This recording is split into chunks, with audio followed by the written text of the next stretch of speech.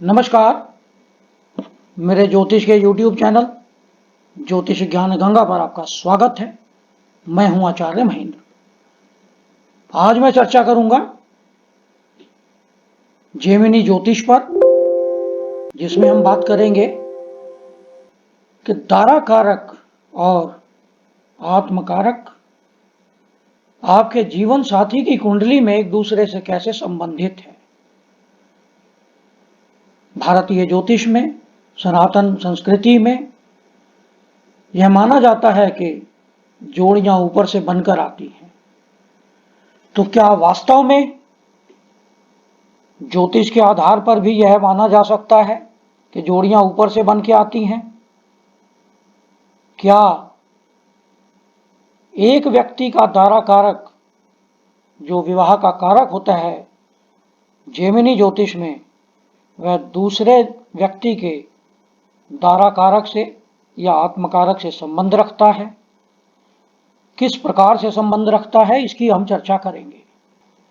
तो आज हम बात करेंगे कि एक व्यक्ति का जो तारा कारक है वह उसके जीवन साथी की कुंडली में आत्मकारक से, तारा कारक से या लग्न से या सप्तम भाव से कैसे संबंधित है, या आत्मकारक और तारा कारक एक दूसरे से सप्तम भाव में एक दूसरे की कुंडली से कैसे संबंध रखते हैं या दृष्टि से संबंध रखते हैं, इसकी आज हम चर्चा करेंगे। तो आज हम सबसे पहले कुछ कुंडलियों का, यानी एक दो कपल्स की बात करते हैं।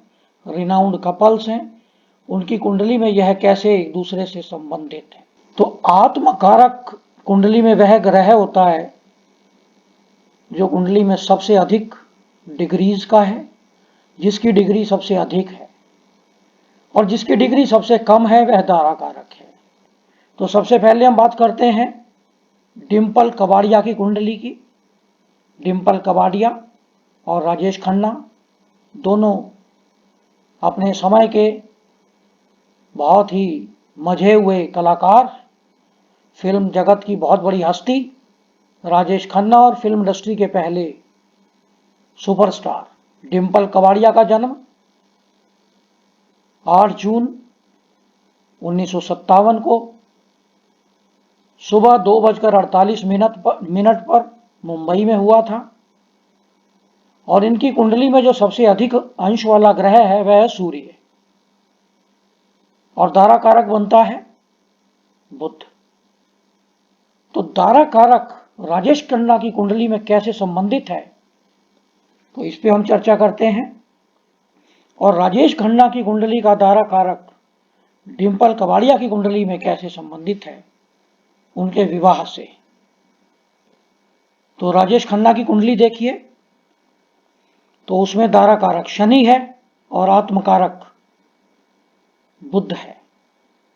यानी जो डिंपल कबाड़िया की कुंडली में तारा कारक है वह राजेश खन्ना की कुंडली में आत्मकारक है, और राजेश खन्ना का जो तारा कारक है वह डिंपल कबाड़िया की कुंडली के तारा कारक से सप्तम भाव में है, उसके आत्मकारक से भी सप्तम भाव में है।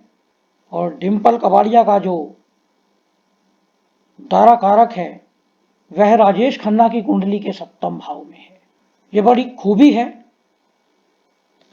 कि इनकी कुंडलियां आपस में तारा कारक और आत्मकारक से संबंधित हैं।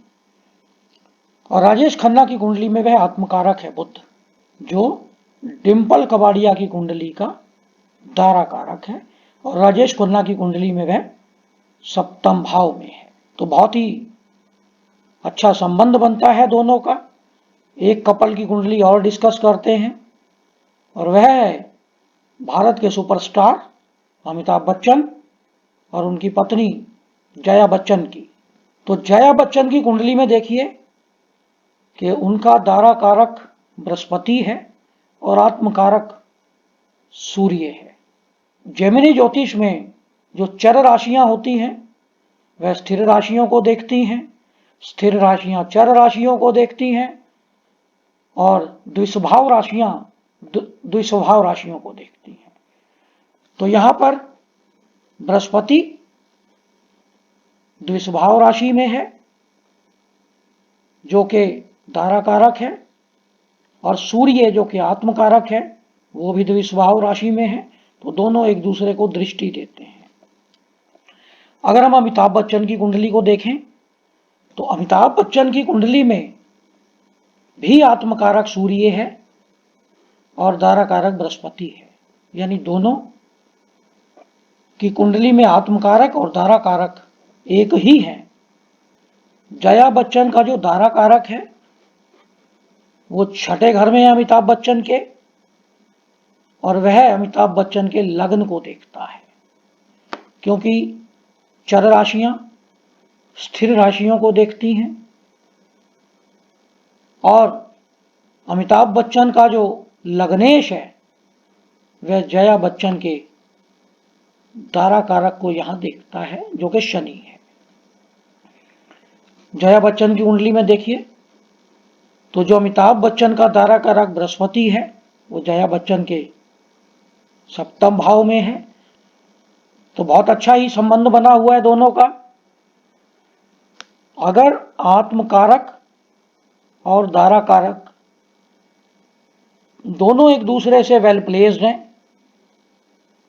केंद्र में है, त्रिकोण में है या 3-11 में है, तो इनके आपस में संबंध बहुत अच्छे रहते हैं।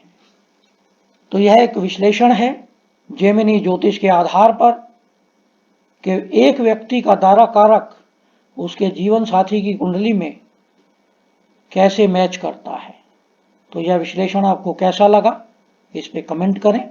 यदि आपने चैनल को सब्सक्राइब नहीं किया है तो सब्सक्राइब करें, नोटिफिकेशन बेल को अवश्य दबाएं जिससे आने वाले सभी वीडियो आपको मिलते रहें। नमस्कार।